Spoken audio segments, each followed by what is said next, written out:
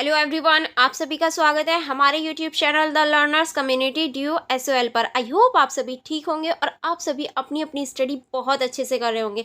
जैसे कि आप सभी को पता है हमारा सेमेस्टर 1 चल रहा है और आज हम सेमेस्टर 1 की ही वीडियो आपके सामने लेकर आए हैं। यानी आज मैं सेमेस्टर 1 की जो आपकी बुक है उसको कवर करने वाली हूँ और आज की बुक जो है वो स्टार्टिंग है। यानी आज हम स्टार्टिंग करेंगे हमारी जो एजुकेशन की बुक है यानी समकालीन भारत में शिक्षा। ये जो आपकी बुक है इसकी हम स्टार्टिंग करने वाले हैं। अगर आपने अभी तक हमारे चैनल को सब्सक्राइब नहीं किया द लर्नर्स कम्युनिटी को, तो आप जल्दी से कर लीजिए, क्योंकि इस चैनल के माध्यम से आप पूरी ही बुक को कंटिन्यू पढ़ पाएंगे और जो हमारी प्रीवियस वीडियोस हैं और जितने भी आपके सब्जेक्ट हैं रिलेटेड टू योर स्टडी, आप उन्हें भी देख पाएंगे और हमारे नोट्स भी देख पाएंगे। तो आप सेल्फ स्टडी भी बहुत अच्छे से कर पाएंगे हमारे चैनल के माध्यम से। तो आप जल्दी से हमारे चैनल को सब्सक्राइब कर दीजिए एंड मेरी वीडियो को लाइक कर दीजिए, क्योंकि हम स्टेप बाय स्टेप सारी चीज़ों को कवर करेंगे और इस बुक की फर्स्ट चैप्टर से हम स्टार्टिंग करने वाले हैं आज। चलिए फिर बिना देरी करे आज की हमारी यूनिट से स्टार्ट करते हैं। जैसे कि आप देख सकते हैं हमारी जो यूनिट है यानी यूनिट नंबर 1 है भारत में उपनिवेशवाद और आधुनिक शिक्षा का आरंभ। यानी इस यूनिट में मेनली हम भारत में जो उपनिवेशवाद आया था, जो अंग्रेज़ वगैरह आए थे, उनके बारे में पढ़ेंगे और जो हमारी आधुनिक शिक्षा है उसके बारे में पढ़ेंगे। यानी हम शिक्षा के बारे में रिलेटेड या शिक्षा से रिलेटेड बहुत सारी चीज़ों को इसमें जानने वाले हैं।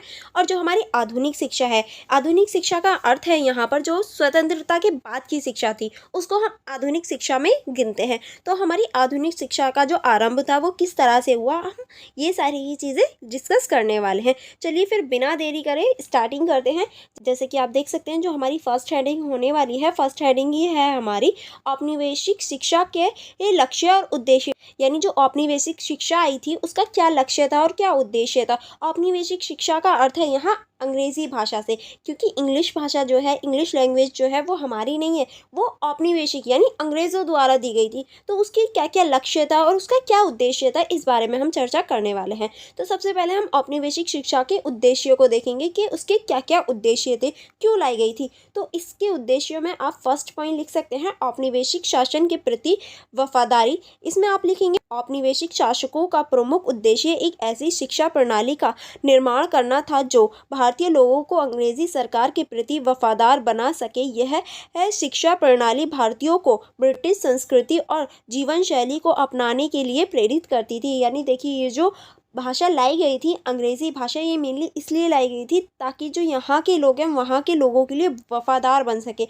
जब हमें किसी की लैंग्वेज ही नहीं आती है तो क्या हम उसके लिए वफादार या फिर उसकी जो भावना है उसको नहीं समझ पाते। तो इसीलिए हमें अंग्रेज़ी भाषा सिखाई गई ताकि हम उन लोगों की भावना को समझ सकें, उनके लिए वफादार बन सकें, हमारी जो सोच है, विचार हैं, उनको समझ सकें और वहाँ की संस्कृति को अपना सकें, वहाँ की जीवन शैली को अपना सकें। यही एक कारण था कि हमें अंग्रेज़ी सिखाई गई थी। सेकंड कारण में आप लिख सकते हैं जो सेकंड उद्देश्य था, उनका सेकंड उद्देश्य था वो था शासनिक कार्यों के लिए कर्मियों की तैयारी। अंग्रेज़ों ने भारतीय शिक्षा प्रणाली को इस प्रकार ढाला कि वह प्रशासनिक और निम्न स्तर के कार्यों के लिए आवश्यक कर्मियों की आपूर्ति कर सके। इस प्रकार की शिक्षा ने भारतीयों को क्लर्क, लेखाकार और निम्न स्तर के अधिकारी बनने पर जोर दिया। यानी देखिए ये जो अंग्रेज़ी शिक्षा आई थी इसने जो वहाँ की प्रशासनिक प्रणाली थी उसमें जो लोग थे उनकी भर्ती के लिए भी की गई थी। क्योंकि देखिए जब तक हमें वो लैंग्वेज नहीं आती यानी इंग्लिश लैंग्वेज नहीं आती और उनको हमेशा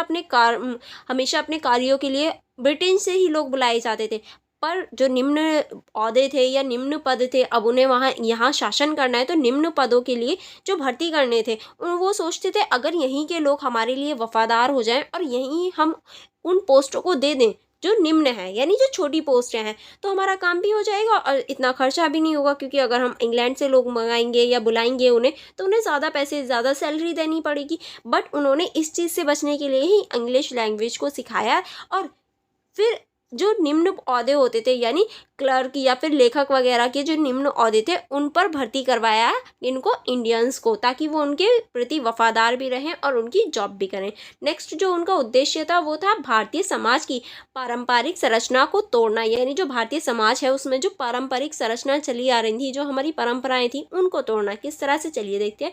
अंग्रेजों का एक और उद्देश्य था कि भारतीय समाज की पारंपरिक संरचना को कमजोर किया जाए, जिसके माध्यम से वह भारतीय संस्कृति और धार्मिक मान्यता मान्यताओं को कमज़ोर करना चाहते थे और उनके स्थान पर ब्रिटिश सामान्यताओं और जीवन शैलियों को स्थापित करना चाहते थे। इनका एक और उद्देश्य था कि जो भारत है उसकी जो संस्कृति है, उसकी जो मान्यताएं हैं, उनको ख़त्म कर दिया जाए और उनकी संस्कृति, धार्मिक मान्यताएं, जितनी भी मान्यताएं हैं उनको ख़त्म करके जो ब्रिटिश संस्कृति है, ब्रिटिश मान्यता है, उनको ला दिया जाए ताकि ये भी हमारी तरह बन जाए। और ये बात भी थी कि जो ब्रिटेन के लोग थे वो भारतीयों को कभी भी सभ्य नहीं मानते थे, असभ्य मानते थे, इसीलिए उन्हें बहुत ज़्यादा नीचा माना जाता था और हमारी संस्कृति को, हमारे धर्म को, सब चीज़ों को वो बहुत ज़्यादा निचली स्थिति में देखते थे कि ये लोग तो सभ्य ही नहीं है, तो इनका धर्म या फिर कोई भी मान्यता क्या ही वैल्यू रखेगी। इसीलिए वो हमें चेंज करना चाहते थे, हमारे धर्म को, हमारी मान्यताओं को, हमारी संस्कृति को और सभी चीज़ों को चेंज करके ब्रिटिश में चेंज करना चाहते थे, अपनी तरह बनाना चाहते थे। ठीक है,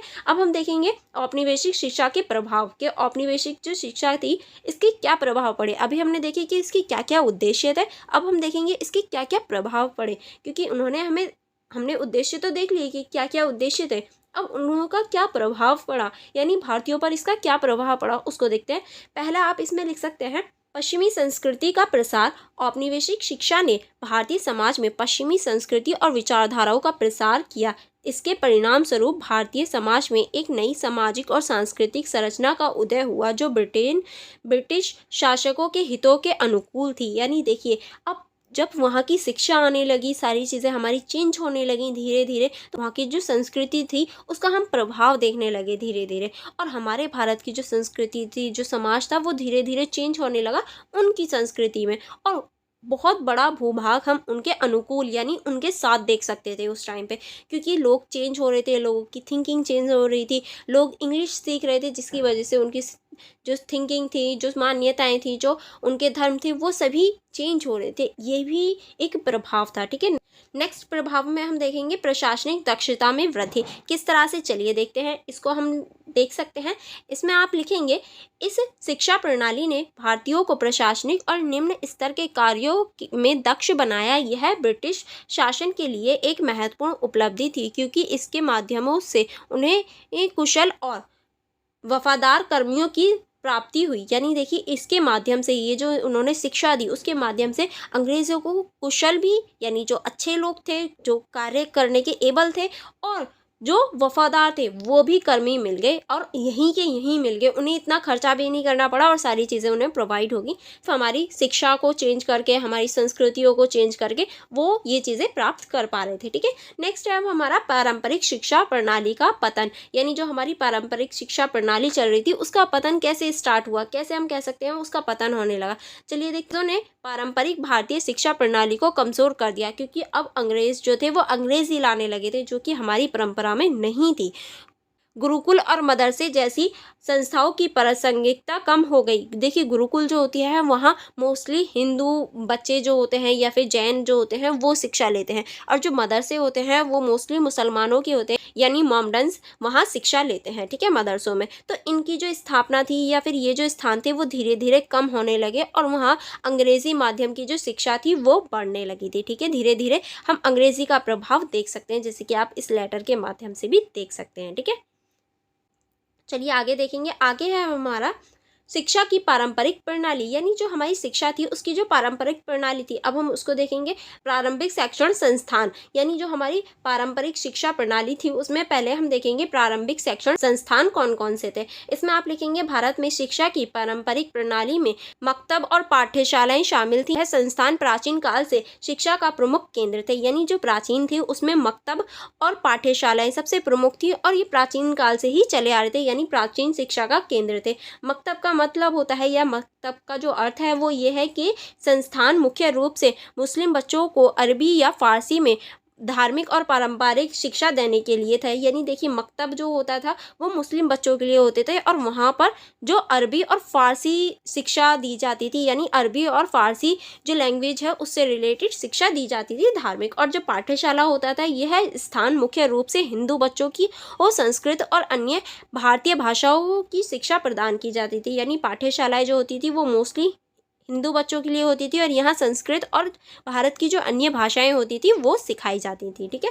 अब हम आगे चलेंगे। आगे आपकी बुक में दे रखा है शिक्षा की सामग्री और पाठ्यक्रम, यानी अब हम देखेंगे शिक्षा की सामग्री और पाठ्यक्रम क्या क्या थे। ठीक है, शिक्षा की सामग्री और पाठ्यक्रम धार्मिक ग्रंथों, साहित्य, क्रांतियों और व्याकरणों पर आधारित थी। यानी देखिए जो हमारी शिक्षा थी वो पाठ्यक्रम, धार्मिक ग्रंथों और साहित्य कृतियों और व्याकरण पर ही पूरी आधारित थी। अब इसमें जो मकतब था उसमें देखते हैं यह कुरान, हदीस और अन्य धार्मिक ग्रंथ पढ़ाए जाते थे। कुरान जो है वो मुसलमानों का एक पवित्र ग्रंथ है, और जो हदीस होती हैं इसमें मुस्लिम के जो जितने भी नबी हैं और जो भी औलिया वगैरह होते हैं, या फिर ये कहें इनके जो भी पैगंबर होते हैं उनके बारे में इन्हें हदीसों में बताया जाता है। इसके अलावा साहित्य और वैज्ञानिक विषय भी शामिल थे। यानी मुस्लिमों को मोस्टली कुरान शरीफ और हदीस पढ़ाई जाती थी, और जो साहित्य और कुछ साहित्य और वैज्ञानिक विषय भी होते थे। ठीक है, चलिए आगे बढ़ेंगे। आगे अब हम देखेंगे पाठ्यशालाएं।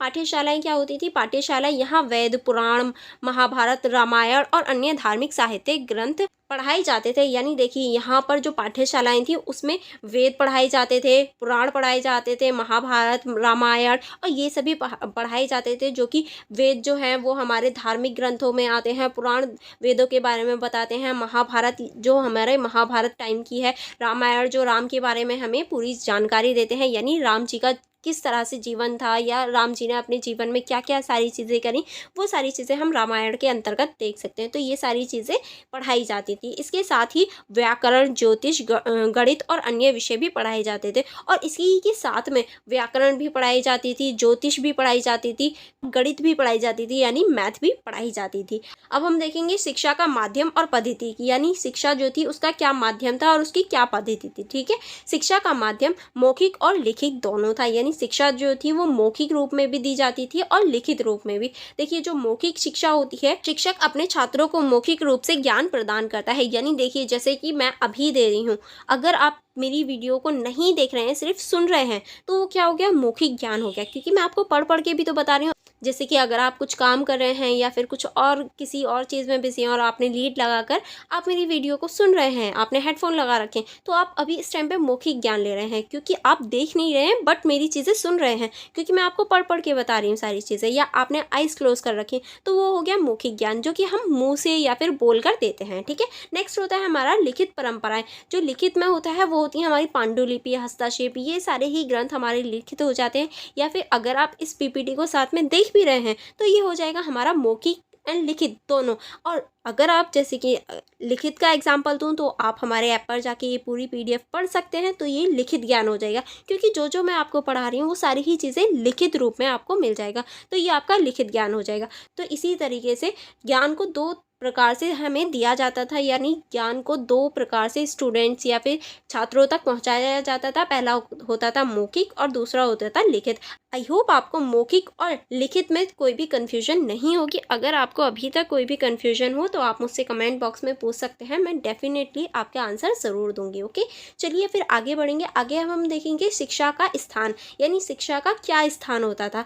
शिक्षा का स्थान आमतौर पर मंदिरों, मस्जिदों या घरों में होता था। यानी मोस्टली जो शिक्षा का स्थान था वो मंदिर या फिर मस्जिद या फिर घरों में होता था। मंदिरों और मस्जिदों यह धार्मिक स्थान शिक्षा के मुख्य केंद्र थे, आज भी हैं, क्योंकि देखिए मंदिरों और मस्जिदों में आज भी हमें शिक्षा देखने को मिल जाती है जो कि हमारी धर्म से रिलेटेड होती है। जैसे हमारा गुरुकुल, हिंदू शिक्षा प्रणाली में गुरुकुल का महत्वपूर्ण स्थान है, जहाँ छात्र अपने गुरुओं के साथ रहते और शिक्षा प्राप्त करते। यानी देखिए हिंदू धर्म में गुरुकुल भी देखा जाता है। यानी गुरुकुल में क्या होता था, विद्यार्थी अपने गुरुओं के साथ जाकर रहते थे और वहाँ शिक्षा ग्रहण करते थे, और गुरुकुल में सिर्फ धार्मिक शिक्षा ना देकर सभी प्रकार की शिक्षाएं भी दी जाती थी। ठीक है, चलिए आगे बढ़ेंगे। आगे हम हमारा शिक्षा में स्त्रियों की स्थिति। अब हम देखेंगे जो शिक्षा है उसमें स्त्रियों की क्या स्थिति थी। हम शुरू से ही देखते आए हैं जो स्त्रियां थी उनकी जो हालत थी वो दयनीय रहती थी, क्योंकि हमारे समाज में हमेशा स्त्रियों को पीछे रखा जाता है। अब हम देखेंगे वो चीज़ शिक्षा में भी थी, स्त्रियों को पीछे रखा जाता था या नहीं। चलिए फिर स्टार्ट करते हैं इसको देखना। महिलाएं आमतौर पर औपचारिक शिक्षा प्रणाली से बहिष्कृत रहती थी। यानी आमतौर पर जो महिलाएं होती थी वो औपचारिक जो शिक्षा होती थी उससे बहिष्कृत थी, यानी उन्हें वो शिक्षा लेने का अधिकार नहीं था बिल्कुल भी। वो उन्हें बहिष्कृत कर दिया गया था कि आप ये शिक्षा नहीं ले सकती। यानी शुरू से ही जो महिलाएं हैं उनकी स्थिति दयनीय रही है। ठीक है, नेक्स्ट अब हम देखेंगे स्त्रियों की शिक्षा। कुछ विशिष्ट घरों में ही महिलाओं को शिक्षा दी जाती थी और वह भी मुख्य रूप से घरेलू कार्य और धार्मिक ग्रंथों तक ही सीमित थी। यानी हम कह सकते हैं जो हमारी औपचारिक शिक्षा होती थी वो तो बिल्कुल ही नहीं दी जाती थी, लेकिन कुछ जगहों पर कुछ शिक्षा दी जाती थी, लेकिन वो भी घरों में भी किस तरह की शिक्षा दी जाती थी कि उन्हें किस तरह से व्यवहार करना है, उनका व्यवहार कैसा होना चाहिए, उन्हें घर कैसे संभालना है, और थोड़ी बहुत धार्मिक शिक्षा दे दी जाती थी कि हमारे धर्म में क्या चीज़ है, हमें क्या फॉलो करना है, क्या नहीं फॉलो करना। तो ये सारी चीज़ें दी जाती थी, पर उन्हें औपचारिक जो शिक्षा होती है उससे दूर रखा जाता था, बस उन्हें अनौपचारिक शिक्षा दे दी जाती थी। ठीक है, अब हम देखेंगे शिक्षा का वित्तीय पोषण किस तरह से। चलिए देखते हैं। शिक्षा का वित्तीय पोषण मुख्य रूप से समाज में समृद्धि वर्गों द्वारा किया गया है। यानी देखिए शिक्षा का जो वित्तीय पोषण है वो समाज में जो समृद्ध वर्ग हैं उनके द्वारा किया गया था। अब किस आधार पर किया गया था, चलिए देखते हैं। पहला है हमारा जमींदार और अमीर व्यक्ति। यह लोग शिक्षा स्थानों को वित्तीय सहायता प्रदान करते थे। यानी देखिए जो जमींदार और अमीर व्यक्ति होते थे वो लोग जो होते थे वो शिक्षा जो स्थान होते थे उनको वित्तीय सहायता देते थे। नेक्स्ट है हमारा राजकीय संरक्षण। राजकीय संरक्षण के अंतर्गत आता है कुछ विशिष्ट विद्वानों और वैज्ञानिकों को राज्य और संरक्षण प्राप्त था। यानी देखिए कुछ ऐसे विद्वान थे या कुछ ऐसे विशिष्ट स्थान या कुछ ऐसी चीजें थी जिन्हें राजकीय संरक्षण प्राप्त होता था। ठीक है, चलिए आगे बढ़ेंगे।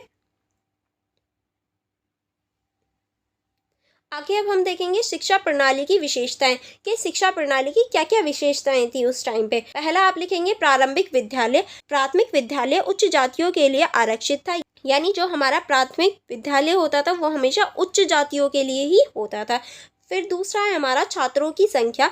अधिकांश गांवों में प्राथमिक विद्यालय होते थे। यानी जो ज़्यादातर गांव होते थे उसमें प्राथमिक ही विद्यालय होते थे। ठीक है, नेक्स्ट है हमारा प्राथमिक का मतलब होता है 1 से 5th तक। ओके, ये हमारी प्राथमिक शिक्षा होती है। शिक्षकों की भूमिका। शिक्षक स्थानीय कुलीन या जमींदारों की वित्तीय सहायता प्राप्त करके विद्यालय चलाते थे। यानी जो शिक्षक होते थे, जो टीचर होते थे, वो जो पूरा विद्यालय चलाते थे वो अमीर या फिर जो ज़मींदार होते थे उनकी वित्तीय सहायता की मदद से ही वो विद्यालय वगैरह चलाते थे, क्योंकि उस टाइम पे सरकार कुछ भी ऐसा नहीं करती थी। तो जो कुलीन वर्ग थे या फिर जो ज़मींदार लोग होते थे वो उन्हीं की सहायता से विद्यालय चला पाते थे। अब हम आगे देखेंगे। आगे है हमारा यह संक्षिप्त वितरण शिक्षा की पारंपरिक प्रणाली के विभिन्न पहलुओं को दर्शाता है, जिसमें शिक्षा के स्थान, सामग्री, पद्धति, स्थान, स्त्रियों की स्थिति, वित्तीय पोषण और विशेषताएं शामिल हैं। यानी इसमें हम सारी चीज़ों को देख सकते हैं जो कि हमारी स्थिति को दिखाता है, सामग्रियों को दिखाता है, पद्धति को दिखाता है, स्थान, स्त्रियों की स्थिति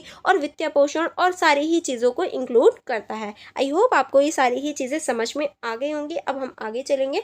आगे हमारा शिक्षा की पारंपरिक प्रणाली के पतन के कारण। यानी जो हमारी शिक्षा थी पारंपरिक शिक्षा, उसके पतन के क्या क्या कारण थे, अब हम उन्हें देखेंगे। इसमें आप स्टार्टिंग इस तरह से कर सकते हैं। भारत में औपनिवेशिक शासन के दौरान शिक्षा की पारंपरिक प्रणाली का पतन हुआ। इसके कई कारण थे जिन्हें निम्नलिखित बिंदुओं में विस्तार से समझाया गया है। यानी देखिए जो औपनिवेशिक शासन था उस दौरान ही हमारी जो पारंपरिक शिक्षा थी उसका पतन होना शुरू हुआ था। अब किस तरह से हम एक एक करके देखेंगे। पहला पॉइंट आप इसमें लिख सकते हैं ब्रिटिश नीतियों और पहला पॉइंट आप इसमें लिख सकते हैं ब्रिटिश नीति और प्रशासन। किस तरह से, चलिए देखते हैं। ब्रिटिश शासन ने भारतीय शिक्षा प्रणाली में अपनी नीतियों को लागू किया, जिससे पारंपरिक शिक्षा प्रणाली कमजोर हो गई। उन्होंने पश्चिमी शिक्षा प्रणाली को बढ़ावा दिया और भारतीय शिक्षा प्रणाली की उपेक्षा की। यानी देखिए ब्रिटिश जो थे उन्होंने अपनी शिक्षा प्रणाली जो थी उसको लागू करना शुरू कर दिया और उन्होंने अपनी यानी पश्चिमी शिक्षा प्रणाली को बढ़ावा दिया और जो भारतीय शिक्षा प्रणाली थी उसको कम करा या फिर ये कहें उसको पीछे छोड़ने पर मजबूर कर दिया।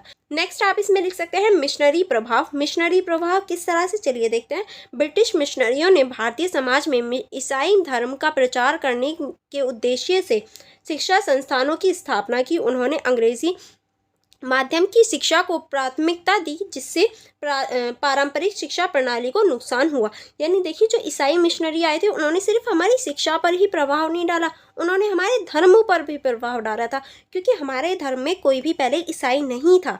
यानी भारत में पहले ईसाई धर्म नहीं होता था, लेकिन इन्होंने जब से ईसाई मिशनरियों को बुलाया था तो ईसाई धर्म भी अब होने लगा। और इन्होंने जो प्राथमिक शिक्षा भी मानी वो अंग्रेज़ी को मानी, यानी इंग्लिश को ही इन्होंने प्राथमिक शिक्षा मानी थी, जिस वजह से इंग्लिश का जो प्रभाव था वो बढ़ने लगा और जो हमारी पारंपरिक शिक्षा थी वो कम होने लगी। नेक्स्ट आप इसमें लिख सकते हैं आर्थिक कारक। ब्रिटिश शासन के दौरान आर्थिक शोषण और उत्पीड़न ने पारंपरिक शिक्षा प्रणाली को कमजोर किया। शिक्षा के लिए वित्तीय संस्थानों की कमी और अस्थिरता के कारण पारंपरिक शिक्षा संस्थान बंद हो गए। यानी देखिए, शिक्षा जो थी वो आर्थिक कारणों से भी बंद हो गई, क्योंकि जो पारंपरिक शिक्षा थी उसको वित्तीय सहायता नहीं मिल पा रही थी। इसकी वजह से जो हमारे पारंपरिक केंद्र थे, यानी शिक्षा के पारंपरिक केंद्र थे, वो बंद होने लगे और अंग्रेज तो अपनी भाषा को बढ़ा ही रहे थे और इसी वजह से जो पारंपरिक शिक्षा थी वो भी कहीं ना कहीं खत्म होने लगी। नेक्स्ट आप हम देखेंगे, नेक्स्ट आप इसमें लिख सकते हैं सामाजिक परिवर्तन। औद्योगिकरण और शहरीकरण के प्रभाव ने भारतीय समाज में कई परिवर्तन लाए। लोगों की जीवन शैली और सामाजिक संरचना में बदलावों के कारण पारंपरिक शिक्षा प्रणाली अपनाने में कठिनाई हुई। यानी देखिए, अब नई नई चीज़ें आ रही थी, औद्योगिकरण था, शहरीकरण था, अब हम नई नई चीज़ों को सीख रहे थे, नई नई जीवन शैली को अपना रहे थे, जिसकी वजह से प्राचीन जो हमारी चीज़ें थी या जो हमारी परंपराएं थी उसको थोड़ा सा अपनाना बहुत ज़्यादा मुश्किल हो रहा था, और जो आधुनिक चीज़ें थी और जो पश्चिमी चीज़ें थी उनको अपनाना इजी था, तो लोगों ने इजी वाले को चुना, ना कि हमारी प्राचीनता को। ठीक है, नेक्स्ट आप इसमें लिख सकते हैं नवीन तकनीकी और वैज्ञानिक ज्ञान का अभाव। प्रारंभिक शिक्षा प्रणाली में नवीनता, तकनीकी और वैज्ञानिक ज्ञान का अभाव था, जबकि ब्रिटिश शिक्षा प्रणाली में इन विज्ञान विषयों पर अधिक जोर दिया गया, जिसके लोग पारंपरिक शिक्षा प्रणाली से दूर हो गए। यानी देखिए, जो हमारी पारंपरिक शिक्षा थी उसमें ज्ञान के बारे में, विज्ञान के बारे में और जो हमारी तकनीक थी उसके बारे में ज्ञान बहुत कम था, लेकिन जो अंग्रेज़ी भाषा थी उसमें बहुत सारा ज्ञान था इस बारे में, तो इसी वजह से लोग उसकी तरफ अट्रैक्ट हुए और लोगों ने वो भाषा सीखनी शुरू कर दी। नेक्स्ट आप इसमें लिख सकते हैं सरकारी नीतियाँ। ब्रिटिश प्रशासन ने भारतीय शिक्षा प्रणाली को नियंत्रित करने के लिए कई नीतियाँ बनाई। उन्होंने पश्चिमी शिक्षा को प्राथमिकता दी और पारंपरिक शिक्षा प्रणाली को हाशिए पर रखा। यानी देखिए, इन्होंने कुछ ऐसी नीतियाँ बनाई थी जिसकी वजह से जो पश्चिमी शिक्षा थी उसको बढ़ावा मिला और जो हमारी पारंपरिक शिक्षा थी वो हाशिए पर यानी खत्म होने पर चली गई। आगे देखेंगे, आगे आप इसमें 7 पॉइंट लिख सकते हैं सांस्कृतिक असमानता। ब्रिटिश शासन के दौरान सांस्कृतिक असमानताएं भी ही एक महत्वपूर्ण कारण थी। उन्होंने भारतीय संस्कृति और परंपराओं को निम्न समझा और उन्हें हतोत्साहित किया। यानी देखिए, वो जो ब्रिटिश लोग थे वो हमारी संस्कृति को, हमारे धर्म को बहुत ज़्यादा निम्न समझते थे। यानी देखिए, जो ब्रिटिश लोग थे वो हमारी संस्कृति को, हमारे धर्मों को बहुत ज़्यादा निम्न समझते थे। ये भी कारण था कि हम लोगों ने चेंज करना शुरू किया और जो हमारी संस्कृति थी, हमारी शिक्षा थी वो बदलने लगी थी। इन सभी कारणों से मिलकर भारतीय शिक्षा की पारंपरिक प्रणाली को कमज़ोर किया और अत्यंत उसका पतन हो गया और धीरे धीरे उसका पतन हो गया। यही सारे कारण थे। आई होप आपको सारे कारण अच्छे से समझ में आ गए होंगे। अगर आपको कोई डाउट हो या कोई प्रॉब्लम हो तो आप मुझसे पूछ सकते हैं। और नेक्स्ट जो हमारा टॉपिक स्टार्ट होगा वो है आधुनिक स्कूल प्रणाली और विश्वविद्यालयों का उदय, जो कि हम नेक्स्ट वीडियो में कवर करने वाले हैं। आज की वीडियो हम यहीं तक रखेंगे। नेक्स्ट वीडियो यानी पार्ट 2 में हम इस टॉपिक को कवर करेंगे। Okay, and for more videos, more connectivity, आप हमारी इंस्टाग्राम आईडी को चेकआउट कर सकते हैं। आप हमारे टेलीग्राम ग्रुप को ज्वाइन कर सकते हैं, जहां आपको मेरी जितनी भी अपकमिंग वीडियोस होने वाली हैं और सर की जितनी भी अपकमिंग वीडियोस होने वाली हैं, आप सभी को देख पाएंगे और अपनी स्टडी बहुत अच्छे से कर पाएंगे। आई होप आपने और मोर स्टडी के लिए, इस बुक को पूरी मेरे साथ पढ़ने के लिए आपने अभी तक हमारे यूट्यूब चैनल को सब्सक्राइब कर लिया होगा। और अगर आप इस पूरे ही बुक के नोट्स चाहते हैं तो आप हमारे app the learners community DUSOL को डाउनलोड कर सकते हैं, जिसका लिंक आपको मिल जाएगा आराम से डिस्क्रिप्शन बॉक्स में। और देखिए, ये जो हमारा ऐप है ये इस तरह से दिखता है। ये हमारे ऐप का लोगो है, जिसमें आपको बहुत सारे फीचर्स मिल जाएंगे। आपको स्टडी मटेरियल, नोट्स, SOL से रिलेटेड जितने भी इन्फॉर्मेशन है, डेट शीट, एग्ज़ाम शीट, सारी चीज़ें आपको यहाँ प्रोवाइड कराई दी जाएंगी, ताकि आपकी स्टडी ईजी हो जाए। और ये बहुत ईजी है यूज़ करना, तो आप इसको एक बार डाउनलोड करके ज़रूर देखना। सच में आपकी स्टडी बहुत ज़्यादा ईजी हो जाएगी। चलिए फिर मिलते हैं हम नेक्स्ट वीडियो में। Thank you for watching everyone.